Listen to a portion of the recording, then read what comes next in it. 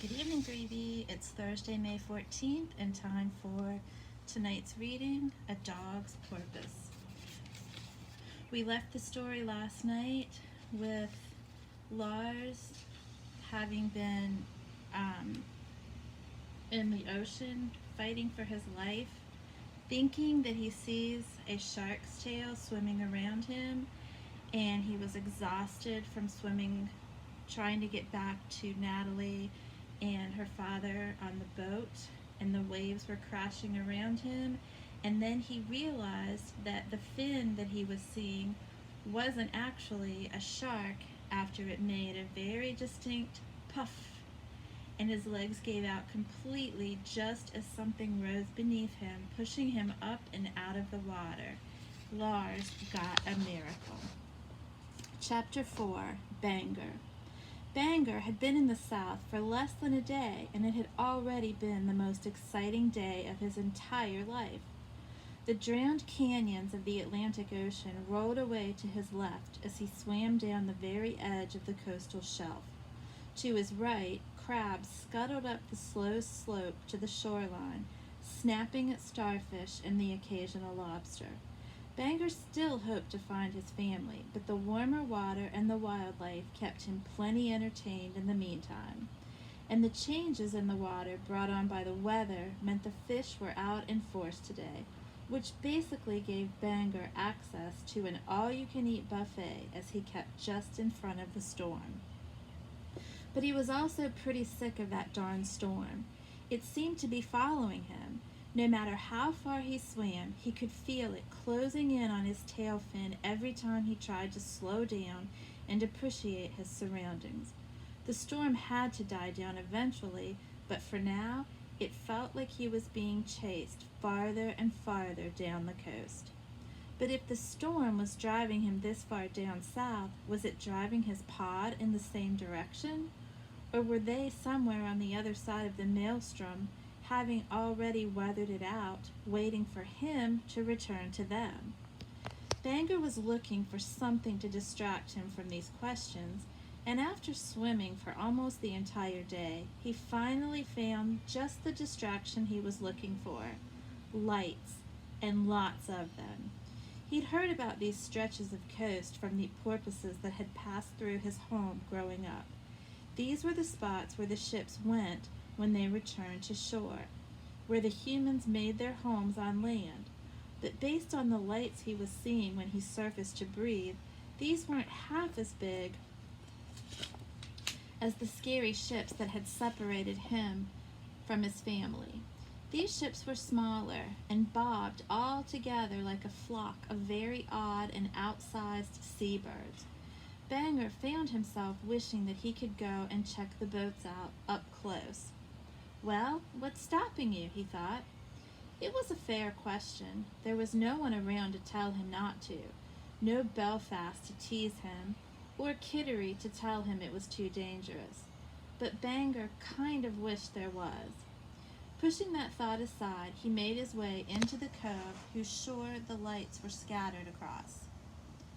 The rain was already picking up, and he figured he would swim up, get a good look, and then swim out again. But he hadn't gone far at all before he encountered something. One of the boats, farther out in the cove than any of the others, surrounded beneath the water by delicious fish. Bangor had already had a pretty good day of eating, though, so he hung back, keeping a wide perimeter around the boat as he swam a few curious laps around it. He wasn't sure how stealthy he should be about coming up for air. What would the humans do if they noticed him? But after a while, it became apparent that they weren't going to notice him at all. They must have been busy with something else. Maybe it had to do with all those fish. Which, come to think of it, Bangor was getting kind of hungry again, and all that food was just sitting there. He made his way closer to the boat and... Yikes! Bangor noticed just in time why none of the fish were swimming away from the boat. They couldn't. They were all pressing against a barrier so thin that even Bangor's echolocation had had trouble noticing it. This was something else he'd heard about. not just from wandering porpoises, but from his own mother. Fishing nets. The human tool that was dangerous not just for fish, but for any creature of the sea. There went one of the nets now, rising up out of the water and onto the boat. Banger respected a healthy appetite for fish as much as the next porpoise. He'd grown up watching Uncle York in action, and even 4 nets full of fish seemed normal compared to some of the hauls he'd seen that guzzler take in. But Banger had no interest in being part of anyone's haul, and anyway, the waves were really starting to pick up in the cove. This was probably his cue to get back out into the open water and move south again. Or maybe north. Maybe this brush with danger was a sign that he really did need his pod to watch over him. Maybe he should be more worried about finding his family than... Splash! Over by the boat, something had fallen into the water. Something large enough that Banger heard it instantly. He turned back to the boat, clicking curiously to see what it was. Had a human dived into the waves? No, it wasn't a human. Too many legs, and a thrashing tail to boot. But it wasn't anything Banger had seen before either. The closest thing he could think of was the leatherback turtles he had seen sometimes, migrating through the northern Atlantic.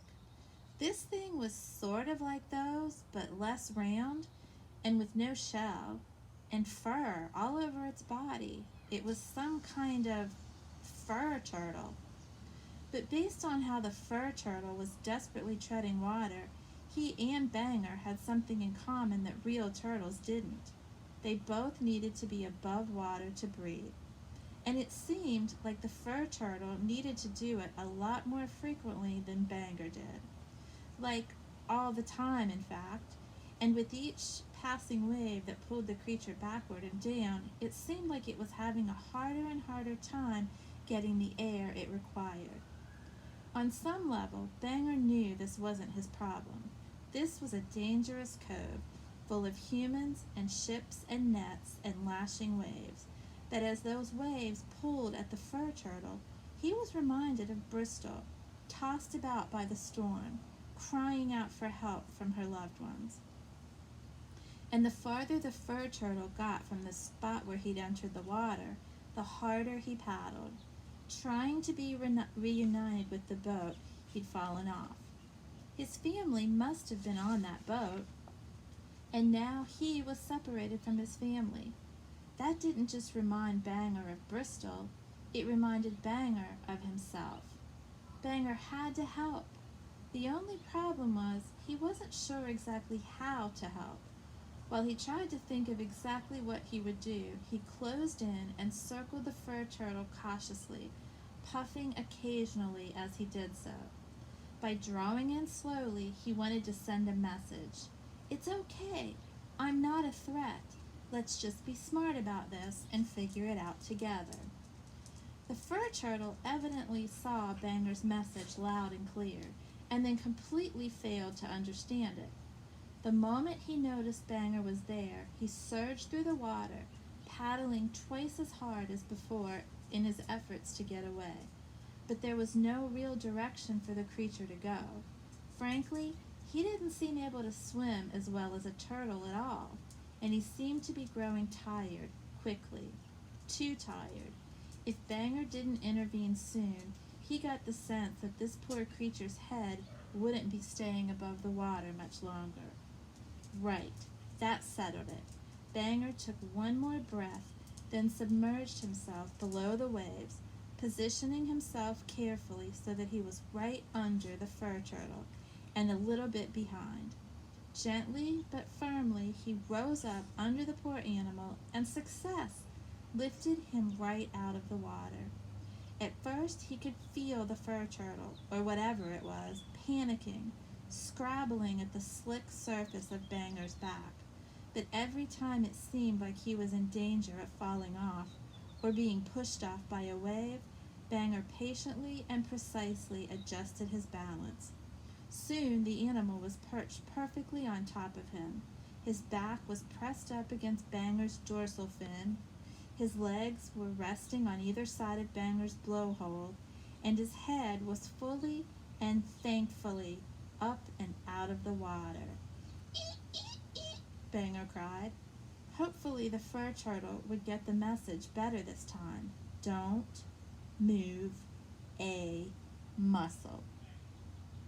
Some swift echolocation showed him that the ocean floor dropped out and away in front of him, meaning he did not want to go there. He turned himself around, taking care not to drop his new friend, and began the journey up the shallows to the shore. Banger had never tried swimming with anything on top of him before, and certainly never through such stormy waters. He found himself straining muscles he never even knew he had, and what should have been a short journey quickly began to feel like an excruciatingly long one. And if he was having a tough time, it wasn't half as bad as what the creature on his back seemed to be experiencing. For an animal Banger had met in the water, the fur turtle didn't seem to be well designed for aquatic life at all.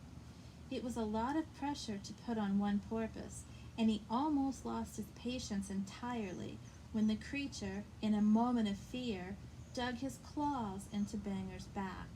Ouch! What kind of jerk hurts the animal that was saving him? But then he thought of Bristol again, and with his whole family and what he would say when he met them again. When they were back together, Banger wanted to be proud of what he'd done while they were gone. And letting this poor, defenseless creature fall into the water, no matter how sharp his claws were, would not have made Banger proud at all. So he puffed impatiently, knowing that the air would shoot right into the fur turtle's face. "Hey, pal, lay off!" His passenger must have gotten the message this time, because he instantly eased up on Banger's back. "Eek, eek, eek, eek, eek, eek, eek." Banger squeaked his approval. "Woof!" responded the fur turtle. So that was what they sounded like. Kind of like a seal, but less obnoxious. Maybe Banger's new friend wasn't such a jerk after all. Now that Banger was getting better at it, keeping the fur turtle balanced on his back felt almost like a game. If they hadn't met in such crazy conditions, Banger might have liked to do this just for the fun of it, the way he liked breathing or exploring. And now that the rain was even letting up a little, maybe the worst of the storm had finally passed. The water was getting shallower and shallower, and they were almost at the shoreline. With a rising sense of pride, Banger prepared himself for the moment he would drop off his passenger. And then... What? Banger didn't know. He'd never prepared for something like this before. He'd never even imagined something like this before. And as the edge of the beach approached, Banger couldn't help but wonder if the most exciting day of his life so far might just become more exciting still. Chapter 5, Natalie. This was quite possibly the worst day of Natalie's life.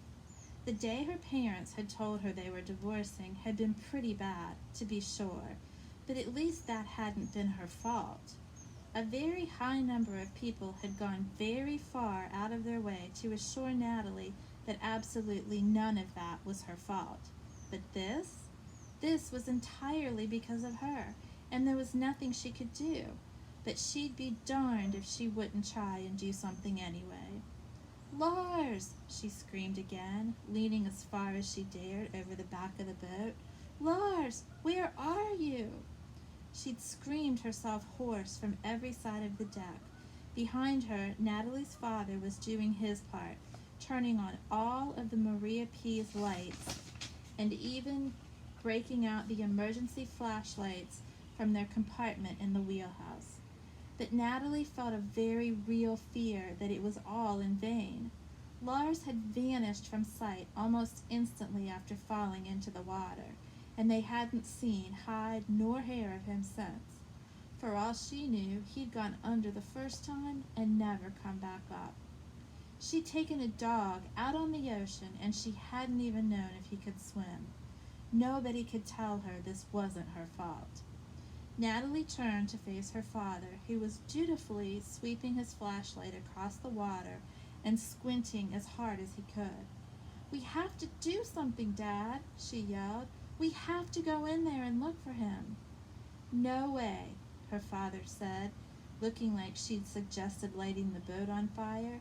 "Absolutely not." "But Dad," Natalie cried, and she didn't even care that she was. "But Dad, Lars needs us." She grabbed the railing with both her hands and looked out at the water, trying to steel herself mentally for what she wanted to do.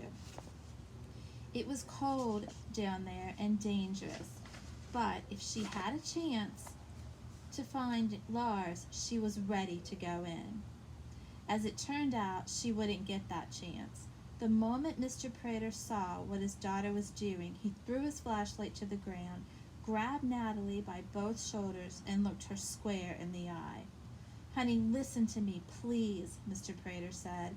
"He hasn't even been in the water for 2 whole minutes, and we already have no idea where he is. Do you think I'm going to let my own daughter go in there? I refuse to lose both of you. Your safety is more important to me than anything. Anything. You cannot go in that water." His tone was so urgent, so emotional, that even in this moment of crisis, Natalie was taken by surprise.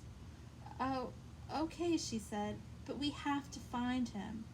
Her father nodded. "We'll do our best. Now help me get these nets up, and then we can look." And we are stopping there for tonight, and we will finish up chapter 5 to find out what happens with Natalie and Lars and Banger when I read again tomorrow night. Have a great night. Love you, 3B.